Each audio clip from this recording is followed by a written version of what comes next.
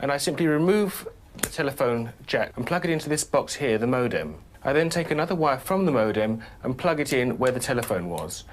I can then switch on the modem. It's now telling me to phone up the main press cell computer. So it's a very simple connection to make. Extremely simple. I'm now waiting for the computer to answer me.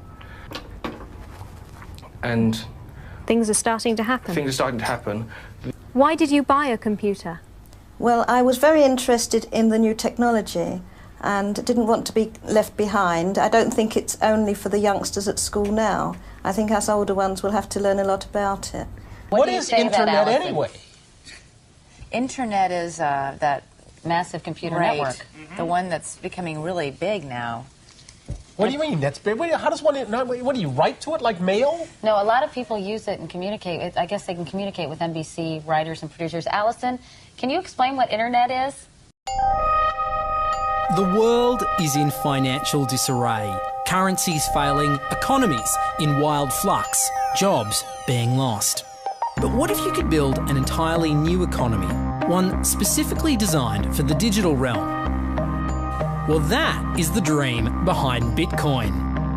Bitcoin, for those of you who don't know, is an electronic online currency that was created in 2009. It was made by someone who did it under the pseudonym Satoshi Nakamoto. Like any economy, you don't want too much too fast because then the value of your currency drops, or so slow that your economy grounds to a halt.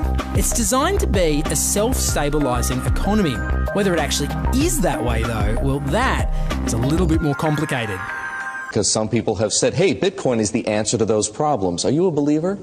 Well, Bitcoin is exciting because it shows how cheap it can be. Bitcoin is better than currency in that you don't have to be physically in the same place. And, of course, for large transactions, currency can get pretty inconvenient. And what is Bitcoin? Bitcoin is a currency on the internet.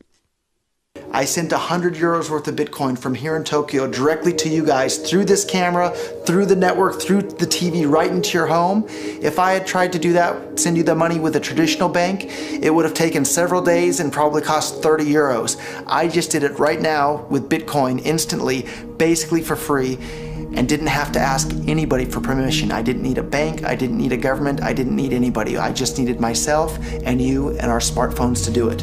That's the power of Bitcoin. Wall Street is fraud, America is fraud, the world is fraud, banks are fraud, central banks are fraud. We live in an era of fraud. It's all based on fraud, and they get a percentage of the fraud. That's the business model. To suggest that there is any moral or ethical aspect to anything that's going on now is to be completely naive about the fact that we live in an era dominated by financial terrorists, jihadis of banking. They're here to kill you and themselves. They believe in an ideology, not the Quran, but Adam Smith, that they completely misread and interpret as something to justify their blowing themselves up. Janet Yellen's a terrorist! Mario Draghi's a terrorist! The Central Bank of Japan is a terrorist! These are the real terrorists!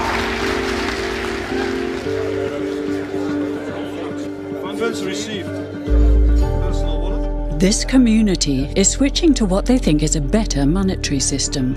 A system in which banks are no longer needed because payments could be made directly from one person to another. Bitcoin is fundamentally different because in Bitcoin, you don't owe anyone anything and no one owes you anything. It is not a system based on debt. It is a system based on ownership. And no one can censor it, no one can seize it, no one can freeze it.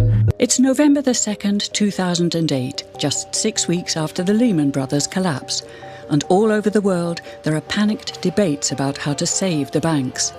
Then, on a little visited web forum for cryptographers, a document appears in which a completely new monetary system is proposed. The visionary author calls himself Satoshi Nakamoto. These were the darkest days of the financial crisis. So that to me suggests a very clever mind that saw an opportunity, the perfect opportunity to introduce a new radical technology and a new radical approach to money and finance at just the right moment when people would be very open to making this big shift that's required to adopt a new currency. What's exciting for me is like a global economy. Right now we say we have a global economy, but I can't take $1 and give it to you in the Netherlands and then you know what to do with it, right? You would have to go and change it to your native currency. And when you kind of eliminate that step, and I can just send you one form of payment and you can send me a product in a matter of seconds, that starts to change things from a global perspective. How could this digital coin invented by this Satoshi Nakamoto become hundreds of times more valuable than the dollar? And why do enthusiasts like Roger Fear want the world to switch to bitcoins? I'm giving every single person here 1,000 yen worth of bitcoins, which is like $8 and something cents. Back in the early days, you know, I'd get phone calls from my buddies. Oh, hey man, I lost 10,000 bitcoins because my computer blew up, right? Back then, one Bitcoin was less than a penny, right? So nobody cared. They lost $10. I don't care, right? And now 10,000 Bitcoins, that's, you know, $5 million. That's a big deal, right? I think a lot of people are underestimating the way in which Bitcoin and the blockchain are going to change the power structures in society in general. I mean, I grew up in the US and I see all these people like, yeah, nuke everybody in the Middle East and kill them all. And then they have the former Secretary of State Madeleine Albright on 60 Minutes, one of the most popular news shows in the US. And they asked her, they said, like, there's reports that more than 500,000 Iraqi children have died as a direct result of US sanctions. And she looks back at her with a straight face and she goes, it was a really tough decision, but I think that it was worth it. Worth murdering 500,000 kids because of what the government did? And I apologize for crying, but it just disgusts me from my core when I see government people murdering people around the world. It's not just theoretical, these are real people with real lives. And it's real people, and Bitcoin has the power to undermine everything they're doing to people around the world. And I'm sorry for shouting, but it just disgusts me what these people in government do. And they do it through central banking and through the control of the money supply, and Bitcoin takes that away from them.